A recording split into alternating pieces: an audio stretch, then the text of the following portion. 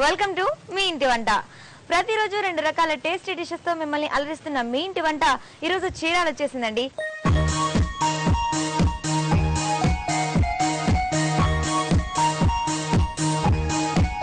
Chirala station road లో ఉంటున్న సంధ్య గారు ఈరోజు రెండు వెరైటీస్ ని మనకు చేసి చూపించబోతున్నారు. మరి ఆ రుచులు చూడాలి అంటే మనం ప్రోగ్రామ్ స్టార్ట్ చేయాలి కదా. స్టార్ట్ చేద్దామా? చీరాల స్టేషన్ రోడ్ లో ఉంటున్న శర్వాణి గారు అలాగే సంధ్య గారు ఈ రోజు మనకి రెండు టేస్టీ డిషెస్ ని పరిచయం చేయబోతున్నారండి. సో వారిని పలకరిద్దామా? హాయ్ అండి. హాయ్. బాగున్నారా? హాయ్ సంధ్య గారు, ఎలా ఉన్నారు? బాగున్నాను. ఏం చేస్తూ ఉంటారు? నాది పార్లర్ ఉందండి, నేను బ్యూటీషియన్. ఓకే, మీరండి? నేను బ్యూటీషియన్. ఓ, ఇద్దరు బ్యూటీషియన్ లేనండి. మనకు బోల్డ్ అంత ఇన్ఫర్మేషన్ వచ్చేస్తుంది ఇప్పుడు. శర్వాణి గారు, సో ఫస్ట్ వంటకం ఏం చేయబోతున్నారు? మాకు ఇక్కడ సముద్రం దగ్గర కదండి, అందుకే కొర్రమేను జీలకర్ర పులుసు చేస్తున్నానండి. సో కొరమేను జీలకర్ర పులుసు తయారు చేయడానికి కావాల్సిన పదార్థాలు రెడీగా ఉన్నాయా? ఉన్నాయండి. ఏంటో చెప్తారా? కొర్రమేను చేప ముక్కలు, ఉల్లిపాయ, చింతపండు పులుసు, కారము, ఉప్పు, ఉల్లిపాయ ముక్కలు, కొత్తిమీర, ఎండు కొబ్బరి, మెంతులు, గసగసాల, ధనియాలు, పచ్చిమిర్చి, అల్లం వెల్లుల్లిపాయ పేస్ట్, వెల్లుల్లిపాయ, జీలకర్ర, పసుపు, నూనె. సో మరి ముందుగా ఎలా స్టార్ట్ చేయాలి? ముందు ఫస్ట్ స్టవ్ వెలిగించుకుందామండి. ఇది బాండి పెట్టుకున్నాం కదండి, ఇది జీలకర్ర పులుసు కదా. ఫస్ట్ జీలకర్ర కాస్త వేయించుకోవాలండి. అంటే మన ఎన్ని చేపలు ముక్కలకి సరిపడా కాస్త వేసుకోవాలండి. ఎంత తీసుకున్నారు చేప? ఈ చేప కేజీ బావు అలా ఉంటాయండి. అయితే ఒక 2 స్పూన్లు వేసుకోవచ్చు. ధనియాలు కూడా అండి దీంట్లో, ధనియాలు కూడా ఒక 2 స్పూన్లు. టేస్ట్ కోసం మెంతులు అండి, 1/2 స్పూన్. జీలకర్ర, ధనియాలు, మెంతులు వేసుకున్నారు. ఇట్లా జీలకర్ర వాసన వస్తుంటదండి, ఇట్లా వేయించినప్పుడు మంచి వాసనగా, అప్పుడు టాప్ వేసుకోవాలి. ఆపేచ్చా? ఎందులోకి తీయాలి? ఇది మనం మిక్సీ చేసుకోవాలండి. అందుకు తర్వాత దీంట్లో కాస్త పెద్దుల్లిపాయ కాల్చుకోవాలండి స్టవ్ మీద. ఇది ఆల్రెడీ కాల్చేసాను. ఈ తొక్క అంతా తీసేసి, ఇలా తొక్క తీసిన తర్వాత దీన్ని కట్ చేసుకోవాలండి. ముందు వెనక మొత్తం ముక్కలుగా. కాల్చడం ఎందుకు? బాగా గుజ్జుగా ఉండి టేస్ట్ గా ఉంటదండి. బాగా పులుసు కదండి. పచ్చిముక్కల కన్నా ఇలా కాల్చుకొని వేస్తేనే ఇంకా టేస్ట్ ఎక్కువ ఉంటదంటండి. ఇలా వేసుకున్నామండి. వేసుకున్న తర్వాత దీంట్లో కాస్త ఎండు కొబ్బరి, లవంగాలు కాస్త, కొంచెం ఘాటు కోసం కాస్త చెక్క, ఈ చున్నులపాయలు కాస్త వేసుకోవాలండి. ఒక 4-5 రెబ్బలు వేసుకొని దీన్ని పేస్ట్ చేసుకోవాలండి. ఈ మొత్తం అన్ని ఒకసారి. ఇది గ్రైండ్ అయిపోయిందండి. గ్రైండ్ అయిపోయిందా? ఈ స్టవ్ వెలిగించుకొని తర్వాత ఈ పులుసు వేసుకుందామండి. ఓకే, స్టవ్ వెలిగించిన కాస్త వేడైన తర్వాత ఆయిల్ వేసుకోవాలండి. చాలండి. బాగా ఆయిల్ వేడెక్కిన తర్వాత ఉల్లిపాయలు తీసుకోవాలండి. ఇందాక మనం వేయించుకొని పేస్ట్ చేసుకున్నామండి పెద్ద ఉల్లిపాయ. తర్వాత ఇలా పచ్చి ఉల్లిపాయ కూడా కట్ చేసుకోవాలి. నూనె కాగిన తర్వాత ముందు ఉల్లిపాయలు వేయాలా? ఆయిల్ కాగింది కదా, ఉల్లిపాయలు వేసి కూడా వేసేస్తాను. నెక్స్ట్ పచ్చిమిర్చి కూడా అండి. ఉల్లిపాయలు ఇది బ్రౌన్ కలర్ వచ్చే వరకు ఈలోపు ఇందులో పసుపు అండి, కొంచెం చేత ముక్కలు ఆల్రెడీ క్లీన్ చేశానండి. కారం, పులుసు కదండి, కాస్త కారం ఎక్కువగానే ఉంటే బాగుంటది. తర్వాత సాల్ట్, సరిపడా సాల్ట్. అంటే పులుసు కాబట్టి కల్లుప్పు వేస్తున్నారు?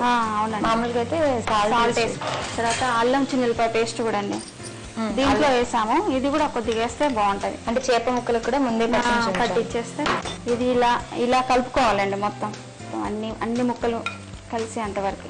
సో పసుపు, కారం, ఉప్పు ఇవన్నీ వేసారు. అల్లం వెల్లుల్లిపాయ పేస్ట్ వేసాను. తర్వాత ఇది కొంచెం వేగినాయి కదండి. ఇప్పుడు మనం వేసేది ఈ పేస్ట్ పట్టుకున్నాం కదండి ఇందాక, ముందు ఆల్రెడీ పేస్ట్ చేసి ఇది దీంట్లో వేసేయాలండి. ఇంట్లో ఎక్కువ నాన్ వెజ్ ఐటమ్స్ చేస్తూ ఉంటారా? చేస్తుంటామండి. నాన్ వెజ్ లో ఏమి ఇష్టం బాగా మీకు? నాన్ వెజ్ లో చికెన్ అంటే ఇష్టం అండి.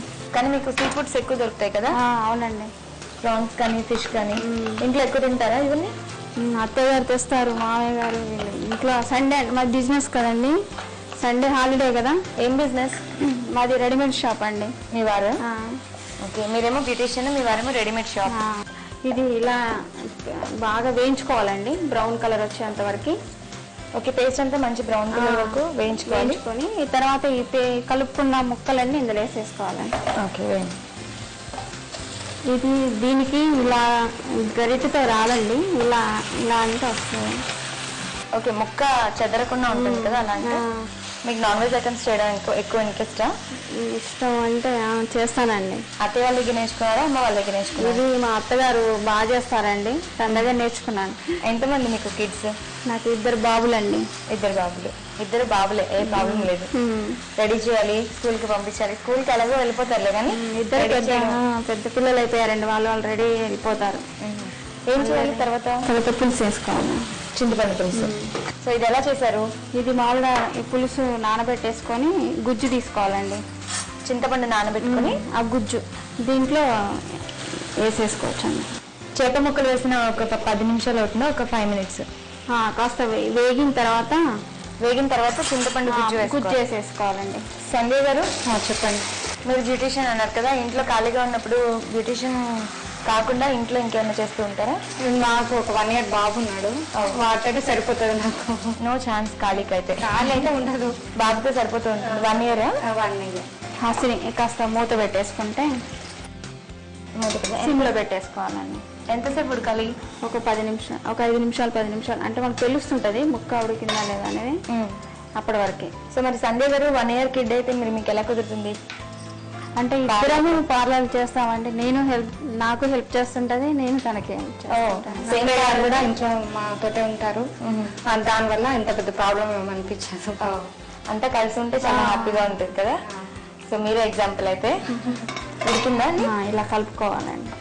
ముక్క అంటే ఉడికినే ఉడికిపోతుందండి. ఎంత అందులో కొరమేను చాలా టేస్ట్ గా ఉంటుంది. ఇంకేం లేదండి, దగ్గరికి దాకా ఉడికిచ్చేసుకొని కొత్తిమీర వేసుకోవడమే, అంతేనా? సో పులుసు దగ్గర పడేలోపు మంచి చిట్కా చెప్తారా? చెప్తానండి. కొందరికి కాళ్ళు పగులుతూ ఉంటాయి కదండి, వాళ్ళకి దాంట్లో మట్టి చేరి ఉంటది, వాళ్ళకి ఒక టబ్ లో గోరువెచ్చని వాటర్ తీసుకొని దాంట్లో కాస్త సాల్ట్, షాంపూ వేసేసి ఒక 1/2 hour నానబెట్టేసి తీసేసిన తర్వాత సోప్తో బాగా క్లీన్ చేసుకుంటే చాలా నీట్గా ఉంటాయండి. కొంతమందికి కాళ్ళు పగిలి కొంచెం ఇబ్బంది పడుతూ ఉంటారు. అలాంటి వాళ్ళు క్రీమ్స్ జోలికి వెళ్లకుండా సింపుల్ గా మన ఇంట్లోనే ఒక చిట్కా ఉపయోగించి మన కాళ్ళని శుభ్రం చేసుకోవచ్చు. ఎవరికైనా కాళ్ళు పగిలినప్పుడు కొద్దిగా వేడి నీళ్ళలో కొంచెం సాల్ట్ అలాగే షాంపూ కూడా వేసి ఆ నీళ్ళల్లో 1/2 hour మన కాళ్ళు ఉంచి తర్వాత కడుక్కుంటే చాలా బాగుంటాయి. అలాగే దుమ్ము కూడా పోతుంది. సో మంచి చిట్కా కదా, ఫాలో అవుతారా? ఇప్పటికి చూద్దామండి. అయిపోయిందండి, స్టవ్ ఆపేసుకుందాం. అయిపోయింది కదా, సర్వింగ్ బౌల్ తీసుకుందామండి. హాసిని కొరమైన జీలకర్ర పులుసు రెడీ.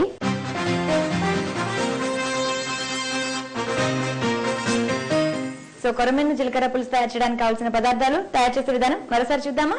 కొరమేను ముక్కలు, ఉల్లిపాయ ముక్కలు, చింతపండు పులుసు, కారం, ఉప్పు, గసగసాలు, మెంతులు, ఎండు కొబ్బరి, వెల్లుల్లి రెబ్బలు, పచ్చిమిర్చి, ధనియాలు, అల్లం వెల్లుల్లి పేస్ట్, జీలకర్ర, పసుపు, నూనె.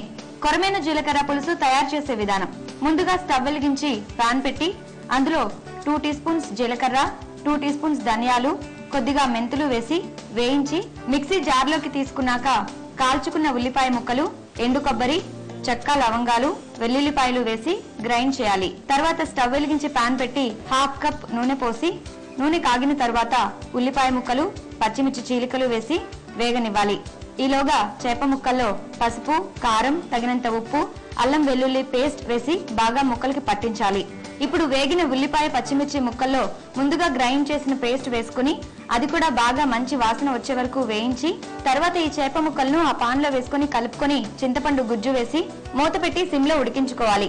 పులుసు దగ్గర పడిన తర్వాత స్టవ్ ఆఫ్ చేసుకుని బౌల్లోకి తీసుకుని కొత్తిమీర చల్లుకోవాలి. అంతే, టేస్టీ ఐటెం కొరమేను జీలకర్ర పులుసు టేస్ట్ చేయడానికి రెడీ.